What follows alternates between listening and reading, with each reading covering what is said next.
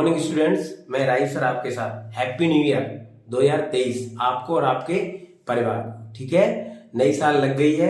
ध्यान रखना है हमें समय का, कि समय को बर्बाद नहीं करना है और इस साल एक प्रण लेना है कि समय का सदुपयोग करें, ज्यादा से ज्यादा समय पढ़ाई में दें, क्योंकि अब कंपटीशन जो है बहुत ज्यादा ऊंचे स्तर पर पहुंच रहा है। और आप जब पढ़ रहे होते हो या आप जब सो रहे होते हो तो ध्यान रख के, जब आप सो रहे होते हो या आप जब खेल रहे होते हो तब कोई दूसरा पढ़ रहा होता है, और जो पढ़ रहा है वो बढ़ रहा है, सो रहा है वो रो रहा है। पूरा जीवन रोते रोते निकल जाना है। अभी आप अगर ऐश करते रहोगे इस जवानी में, इस जो जीवन है, ये कह सकते हो आप विकास का जो समय होता है 25 ईयर्स का, अगर इस समय आपने गवा दिया, 25 ईयर्स के बाद हमारा सेरिब्रम काम नहीं करता है, मेमोरी कम हो जाती है, याद नहीं रहता है। ठीक है, तो पढ़ते रहिए और बढ़ते रहिए, हमारे साथ पढ़ते रहिए। ठीक है, देखें आप, ठीक है, ये अनसॉल्व पेपर है, ये 2023 का सेट नंबर 3। यहाँ पर आप देख लीजिए, सेट भी देख लो और ये क्वेश्चन आप HM का पब्लिकेशन का जो आपका अनसॉल्व पेपर है, ठीक है, ये हो गया। यहाँ से क्वेश्चन नंबर पहला था, और ये पेज भी देख लो आप, ये वाला पेज भी देख लो। ठीक है, ये पेज देखो। ठीक, यहाँ से पहला क्वेश्चन लिखा है, इसमें पहले का मैंने यहाँ पर डाल रखा है। कह रहा है किसी धनात्मक पूर्णांक Q के लिए प्रत्येक धनात्मक समपूर्णांक, पहले का देखो, इसमें लिखा है किसी धनात्मक पूर्णांक Q के लिए प्रत्येक धनात्मक समपूर्णांक का रूप होगा। यानी कि आपका ऑप्शन इसमें, जैसे मान लो अगर हम बात करें Q की, तो Q बराबर जैसे मान लो 1 2 3 4, ये पूर्णांक हो गए धनात्मक। लेकिन सम की बात करें तो सम में 0 2 4 6, जिस सम की बात हो गई, सम पूर्णांक की। ठीक है, हमको क्या करना है इसमें, या ऑप्शन से कर लो इसको। देखो ऑप्शन ये दे रखे हैं, ऑप्शन दे रखे हैं। अब देखो यहाँ पर आप 0, पहले वैल्यू 0, यहां से 2 रख के देखो यहाँ 2 रख रहे हैं तो 2 में से 1 घटाओ, कितना बचेगा 1। यहाँ 2 रख रहे हैं तो 2 + 1 बराबर कितना होगा 3, और यहाँ 2 रख रहे हैं, 2 × 2 बराबर हो गया 4। यहाँ 2 रख रहे हैं, देखो 2 × 2 + 1, यानी 2 दूनी 4 और 1 5। अब हमको चाहिए था कौन सा, प्रत्येक धनात्मक समपूर्णांक का रूप। तो ये धनात्मक सम नहीं है, ये विषम है, ये भी विषम है, ये भी विषम है, बचा कौन सा, ये। यानी कि आंसर हो जाएगा आपका 2Q। समझे? इस क्वेश्चन को आप ऑप्शन में ऐसे ही करें, ध्यान रखें, सॉल्व करना नहीं है इस क्वेश्चन को, ज्यादा मान रखते हैं इसमें। और आपका होता है जो आपका क्या कहते हैं, भाजक गुणा भागफल प्लस शेषफल जो फॉर्मूला होता है, इसमें वैल्यू रखी जाती है, उसका ये सवाल है। ज्यादा कुछ सोचना नहीं है, बस वैल्यू को इसमें रखकर देख लो। आप कोई सी सम वैल्यू रख सकते हो, आप 0 इनमें से कोई सी रख सकते हो, 2 को रखो, पहला पद ये वाला, अपने आप पता चल जाएगा आंसर क्या है। ठीक है, तो अगला क्वेश्चन हम बढ़ते हैं। इसको है बिंदुओं A 2, -5 और B -2, 9 से समदूरस्थ X अक्ष पर बिंदु होगा। ठीक है, तो यहां पर आपका ये 2, -5 और आपका -2, 9 और X अक्ष पर होगा, तो X अक्ष पर y बराबर 0 होता है, ये आपको पता होना चाहिए। तो मैं एक लाइन यहाँ पर खींचता हूँ, जिसमें मान लो इसको A मान लो, इसको B मान लो, और कोई बिंदु है यहाँ पर P। ठीक है, तो A के बिंदु क्या दे रखे हैं उसने, 2, -5। B के बिंदु दे रखे हैं -2, 9। ठीक है, ये दे रखे हैं। और इस यहाँ पर जो बिंदु P है वो कह रहा है X अक्ष पर, और X अक्ष पर, केवल X अक्ष पर रहना तो y का मान 0 हो जाएगा, तो X अक्ष पर बिंदु क्या हो जाएंगे, X, 0। ठीक है, अब इसको करते हैं। और समदूरस्थ की बात की है, तो यहां से लेकर ये जो दूरी है और यहां से लेकर ये दोनों कैसी हैं, बराबर हैं, समदूरस्थ। ठीक है, तो फॉर्मूला लगा दो यहाँ पर इनकी बीच की दूरी का, यानी PA, चूंकि बिंदु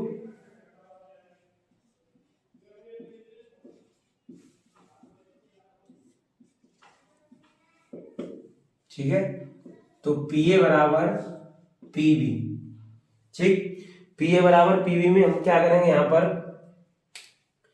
इनको देखो, PA यानी PA यहां से और PB। ठीक, तो यहां से फॉर्मूला में हम इसमें फॉर्मूला लिख लेते हैं पहले। अंडररूट में पी ए के लिए क्या लिखोगे, x2 माइनस x1 का whole square plus y2 minus y1 का होल स्क्वायर बराबर, यहाँ पर इसी प्रकार से फॉर्मूला इसके लिए भी सेम ही रहेगा। ठीक, तो इसमें हम कर लेते हैं x2 माइनस x1 का whole square plus y2 minus y1 का होल स्क्वायर। ठीक है, अब देखो पी ए जो अक्षर पहले उसके 1 माने जाते हैं, यानी कि इसके पी के बिंदु माने जाएंगे x1 y1, ए दूसरा है तो यहाँ पर x2 y2, यहाँ पर पी बी यानी पी पहला तो x1 y1, बी के x2 y2।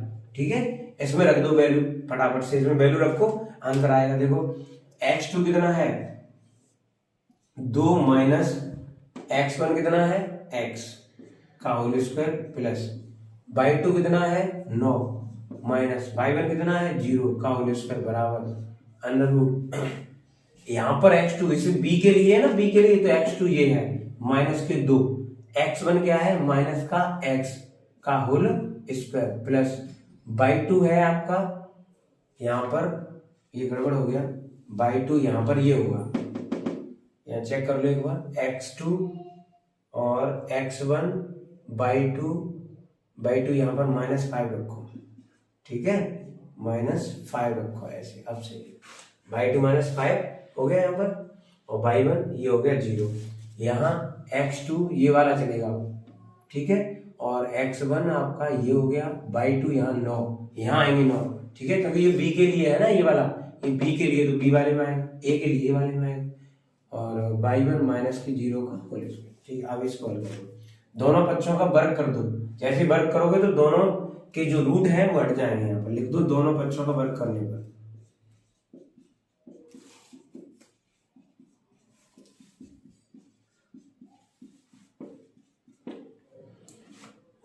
ये हो जाएगा 2 माइनस एक्स का होल स्क्वायर प्लस ये हो जाएगा -5 का होल स्क्वायर, 0 तो हट जाएगा बराबर, यहाँ हो जाएगा -2 माइनस एक्स का होल स्क्वायर, और ये हो जाएगा प्लस 9 का, ये रूट तो लगेगा ही नहीं, रूट तो हटा ही दिया है हमने, सॉरी रूट हटा चुके हैं, वर्ग कर दिया, रूट तो हटेगा यहाँ से, वर्ग प्लस ये 9 का वर्ग। ठीक है, तो यहाँ पे इनको खोल लो फटाफट से फॉर्मूला, इनके देखो ए स्क्वायर ये माइनस वाला है प्लस बी स्क्वायर और माइनस के 2 दूनी 4x। ठीक है, और ये हो जाएगा 25 बराबर, यहाँ क्या करेंगे ए स्क्वायर, ए को यहाँ या तो आप इसमें से माइनस चिन्ह कॉमन ले लो बाहर, -1 तो दोनों प्लस के हो जाएंगे, या इसको क्या करो, इसको ए मान लो और इसको पूरे को बी मान लो। ठीक, ऐसे करके मान लो, यहाँ पर नहीं सॉल्व करने में दिक्कत आएगी, प्लस माइनस का x, या ऐसा करो, सॉरी इसको एक काम करो, -2 और -x ऐसे करो। ठीक है, ये a की जगह -2 ले लो पूरा, और प्लस के 81 और करो, 2 दूनी 4 प्लस x स्क्वायर माइनस के 4x प्लस के 25 बराबर, इसको बोलो -2 का वर्ग प्लस x का वर्ग और माइनस के 2 इंटू 2 इंटू आपके x, 2ab हो गया ना, 2ab। ठीक, और प्लस के हैं ये 81। ठीक है, अब यहाँ घटा बेटा लो, देखो ये जो एक्स स्क्वायर प्लस का इधर है और प्लस का इधर है, तो ये जो इधर उधर जाएंगे कैंसिल हो जाएंगे। ठीक है, तो यहाँ से 25 और 4 ये बचे 29 और ये माइनस के बचे 4x बराबर, यहाँ ये 2 दूनी 4 हो गए। ठीक, ये माइनस माइनस हो गया प्लस और 2 दूनी 4x हो गए। ठीक है, और ये हो गए प्लस के आपके 81। समझ में आ रही है कि नहीं आ रही बात? अब क्या करें कि यहाँ देखो ये 29 को इधर ले आओ, 4x को इधर ले आओ, तो ये माइनस के 4x और जे माइनस के 4x बराबर, जे 4 इसमें जुड़ेंगे कितने हो जाएंगे 85 और जे हो जाएंगे माइनस के 29। ठीक है, इधर कर दे रहा हूँ मैं यहाँ पर। ठीक है, तो ये देखो 4x हो जाएंगे 8x माइनस के 8x। ठीक है, और ये 15 में से 9 घटाओगे 6 बचेंगे और 7 में से 2 घटाओगे 5 बचेंगे। ठीक, तो यहाँ पर x बराबर 56/-8, तो x बराबर -7। क्या आंसर क्या है इसका? ठीक है, आंसर p के, हमको x की वैल्यू निकालनी थी ना, तो बिंदु p क्या आ गया? बिंदु p के निर्देशांक बराबर हो जाएंगे आपके p, x की जगह कितना है आपका? -7,0। ये हो गए आपके, यही आंसर होगा। ठीक है, इसको देख लो एक बार, यहाँ पर समझ लेना ढंग से मैंने क्या किया है। ठीक, ये मैंने a माइनस बी का होल स्क्वायर इधर भी बना दिया, इधर भी a माइनस बी का होल स्क्वायर बना दिया है। ठीक है, हो गया, लिख लो इसको, स्क्रीनशॉट ले लो। ठीक है, आगे गा वाला, ये खा वाला पार्ट था, ये वाला खा जो लास्ट का है। ठीक है, अब ये गा पार्ट है। अब गा पार्ट में क्या होता है? देखो, दो समरूप त्रिभुजों में संगत भुजाएं 9:4 के अनुपात में यहाँ भुजाएं हैं। मैंने आपको बताया है कि जब कोई दो त्रिभुज समरूप हैं, कैसे हैं? समरूप त्रिभुज हैं, उन समरूप त्रिभुजों में क्या होता है कि दोनों त्रिभुजों का क्षेत्रफल जो होता है वो भुजाओं के अनुपात के वर्ग के बराबर होता है। ठीक है, तो यहाँ पर जैसे भुजाएं दे रखी 9:4, भुजाएं दे रखी है 9:4। अब इनमें क्या निकालना है? हमको क्षेत्रफल निकालना है। तो जैसे त्रिभुज में इसको मान लो A B C P Q R. ठीक है, तो त्रिभुज ABC सी एरिया त्रिभुज ABC बट्टे एरिया त्रिभुज PQR बराबर, इनकी कोई सी भुजा मान लो, इसकी 9 है, इसकी 4 है, कोई सा अनुपात दे रखा है ना, तो कोई सी अनुपात सीधा सीधा ऐसे करके कर लो, और इसका होता है वर्ग इस क्षेत्रफल के बराबर। ये अनुपात दे रखा था, समझे? भुजा बट्टे भुजा, इसका वर्ग होता है। तो ये हो गया 81/16। आंसर देख लीजिए फटाफट से, कौन सा हो रहा है इसमें? तीसरा वाला पार्ट सही है। ठीक है, फटाफट से टिक लगाओ, आगे बढ़ो। अगला देख लो, घा वाला पार्ट देखो, घा मैं यही कर दे रहा हूँ, घा पार्ट, पहले का घा। ठीक है, घा ये कह रहा है यदि cos स्क्वायर थीटा बराबर 1/2 दे रखा है, तो पूछ रहा है कि sin स्क्वायर थीटा क्या होगा। तो आप इसकी वैल्यू निकाल लो थीटा की, समझे कि नहीं समझे? या फिर क्या करें, हम यहाँ से लिख लो 1 minus sin square theta equal to होता है 1/2। ठीक है, ये भी होता है, इसको इधर ले, इसको इधर ले, 1/2 बराबर क्या कहते हैं आपका, इसको इधर करो, 1 माइनस 1/2 बराबर साइन स्क्वायर थीटा। तो ये हो जाएगा आपका 1/2 बचेगा बराबर साइन स्क्वायर थीटा। तो यहाँ पर ऑप्शन आपका 1/2 4 जाएगा। जो इसका घाव, एक और पार्ट देख लो यहाँ पर, देखिए जैसे मैंने ये यहाँ लिखा है घा वाला, घा की बात कर रहे हैं हम। ठीक है, कॉस स्क्वायर थीटा बराबर 1/2, तो आपको पता होना चाहिए एक फॉर्मूला होता है sine square theta plus cos square theta equal to 1, यहाँ पर 1/2 रख दो, तो sine square theta plus 1/2 equal to 1। तो ये क्या रह जाएगा? साइन स्क्वायर थीटा बराबर 1 माइनस 1/2, और sine square theta equal to 1 में से आधा घटाओ तो कितना हो जाएगा? 1/2। समझे कि नहीं समझे? हाँ, दोनों तरीके में से कोई सा कर सकते हो आप, समझ रहे हो? हाँ, आगे बढ़ते हैं। अगला देखिए एंगा पार्ट। ठीक है, इसमें एक चित्र ड्रॉ किया गया है, एक ऐसे करके एक चित्र बनाया गया है, इसको आप ऐसे करके। ठीक है, ये एक कह रहा है त्रिज्यखंड है OAB।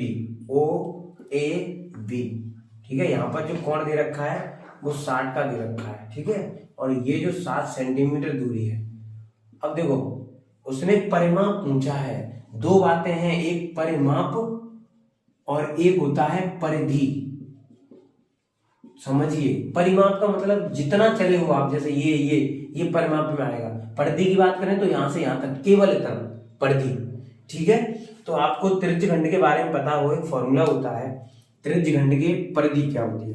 यहाँ पे हमें निकालनी है त्रिज्यखंड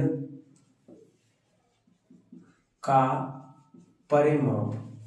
तो क्या निकालोगे? देखो, एक तो हमें पहले ये परिधि वाला फॉर्मूला लगा लो, यानी थीटा बट्टे 360 इंटू 2πr।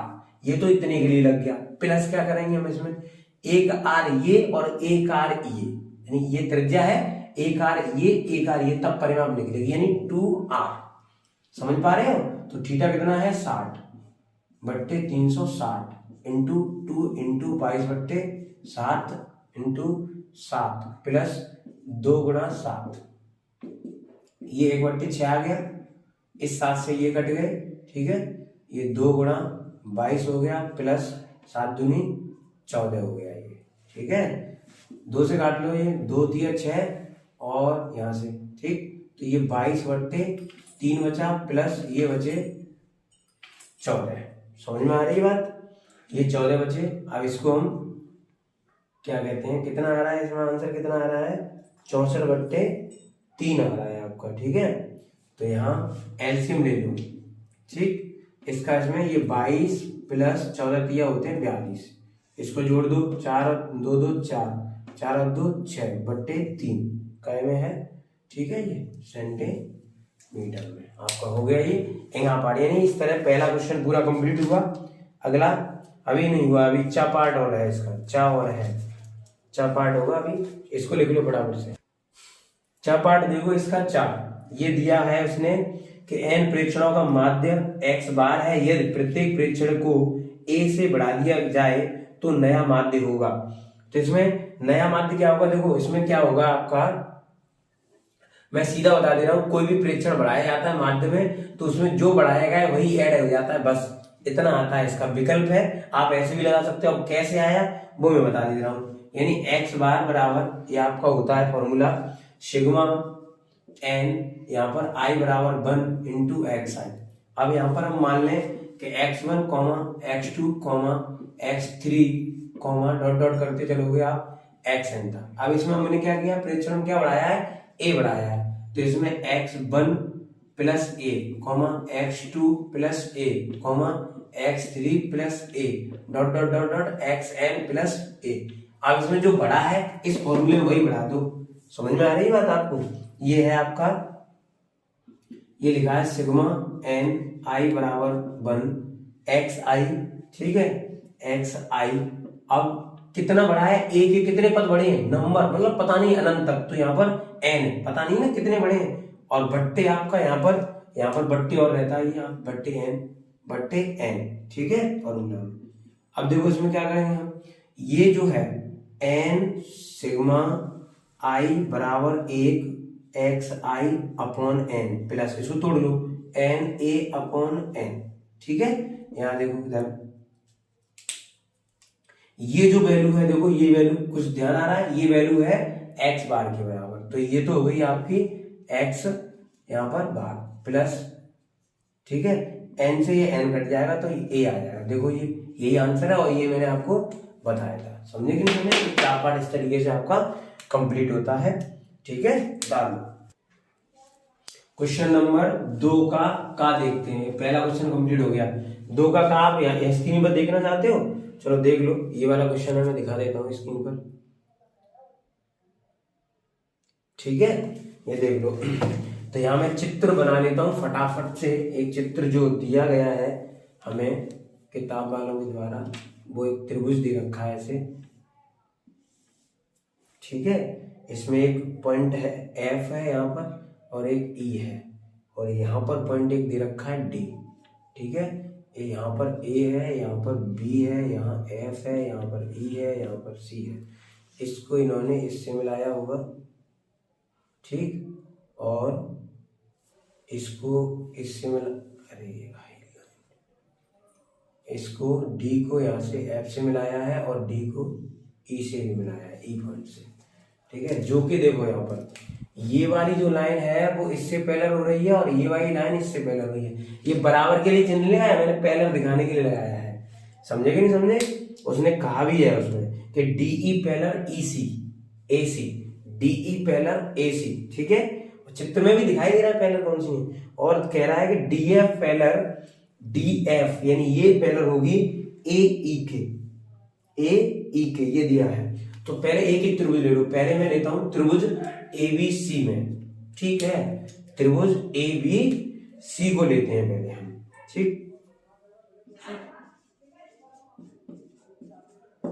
चूंकि इसमें क्या क्या दिया था, चूंकि यहां पर दे रखा है DE parallel AC, DE parallel है AC के, DE पैरेलल है AC के, तो यहाँ पर ये बिंदु और यहाँ पर ये बिंदु ध्यान रखना है।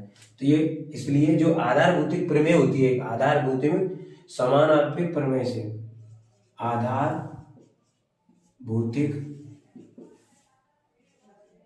ठीक है, आधारभूतिक समानुपातिक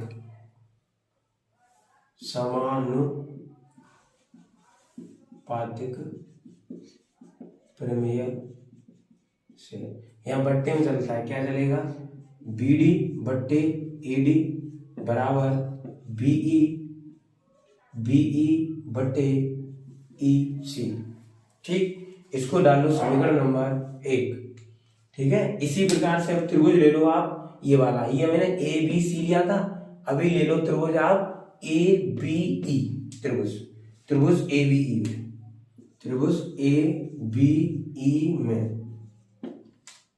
चूंकि यहां पर क्या दे रखा है, यहां पर उसने दिया है हमारा पैरेलल में DF, यानी DF पैरेलल है AE के, DF, चूंकि DF पैरेलल होगा AE के, ठीक है, इसलिए आधारभूतिक प्रमेय से वो लाइन तो लिखनी है।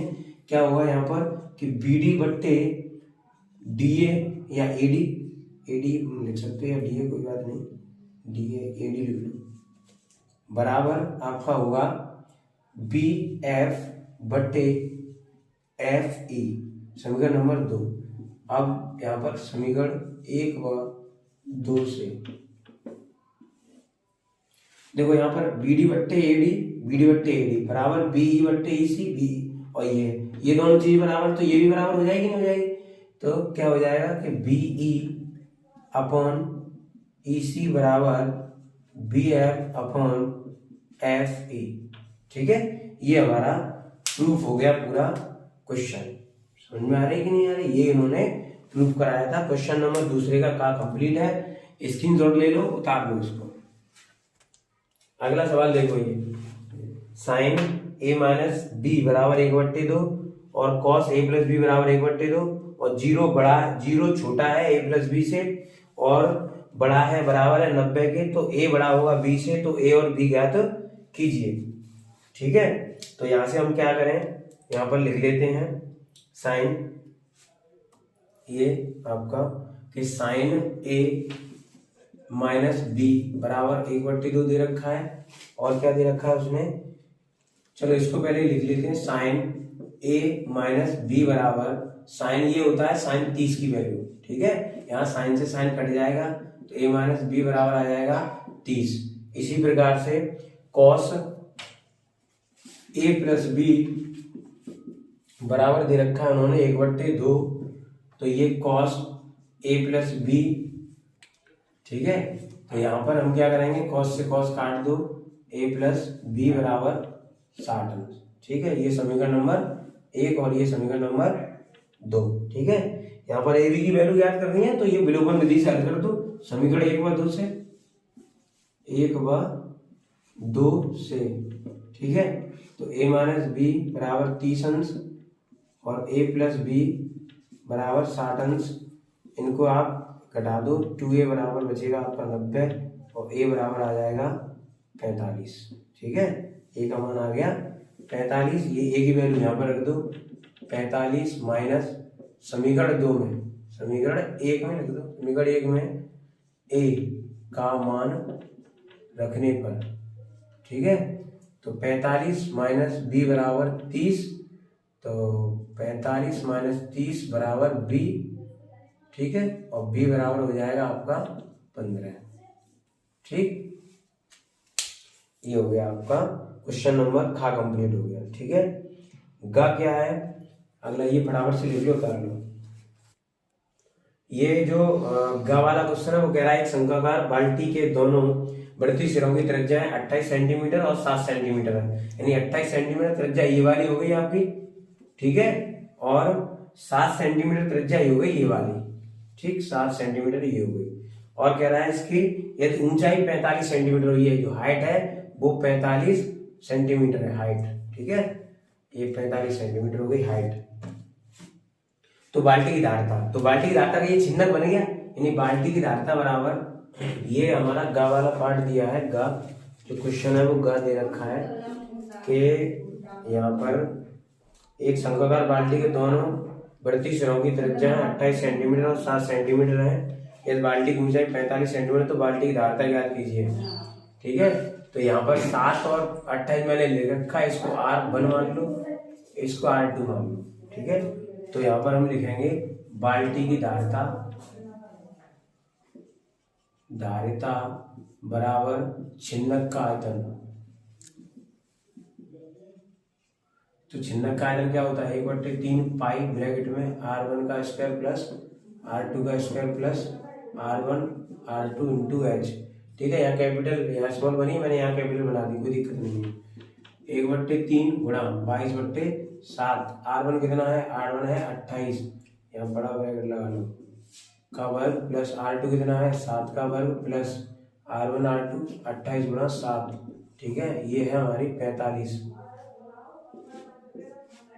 इससे 15 काट लो। ठीक है, ये 22/7। यहाँ से क्या करें, इसमें से 7 कॉमन ले लो, और जैसे कॉमन लोगे तो इसमें कितना बचेगा, एक तो 7 का, यहाँ पर देखो ये है हमारा, जैसे 28 का वर्ग लिखा है तो 28 का वर्ग का मतलब होगा 7 गुणा 4 का वर्ग।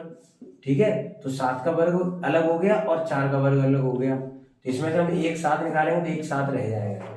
ठीक है, और 4 का पूरा वर्ग रह जाएगा। ठीक, तो यहाँ से 7 रह गया और 4 का वर्ग रह गया। यहाँ से क्या करेंगे, एक 7 बाहर आया है तो एक रह गया 7 प्लस, जो कि 7 से तो नहीं था तो 7 ही तो मैंने कॉमन लिया है, प्लस के 28 इंटू 15। ठीक, इस 7 से ये 7 काट लो, ये बचे 22। ठीक है, 7 गुणा ये 4 4 16 प्लस 7 प्लस के 28।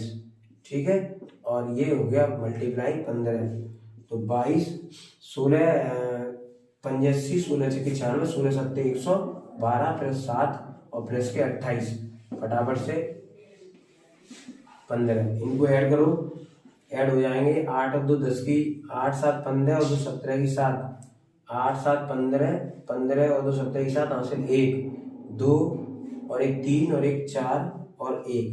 ठीक है, ये हो गया 15। समझ में आ रही है बात। अब आगे इधर करता हूँ,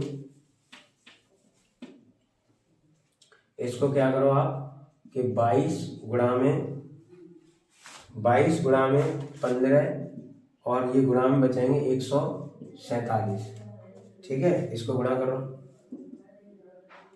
15 दूनी 30 की 0 और 15 क्या बचा आपका, 15 दूनी 30 की 0 और 15 दूनी 30 और 3 33। ठीक है, और गुणा का 147। इसका गुणा कर लो इसका गुणा कर लो। अब कितना हो जाएगा, ये 0 अलग कर लो, 33 का 147 में कर लो गुणा 147।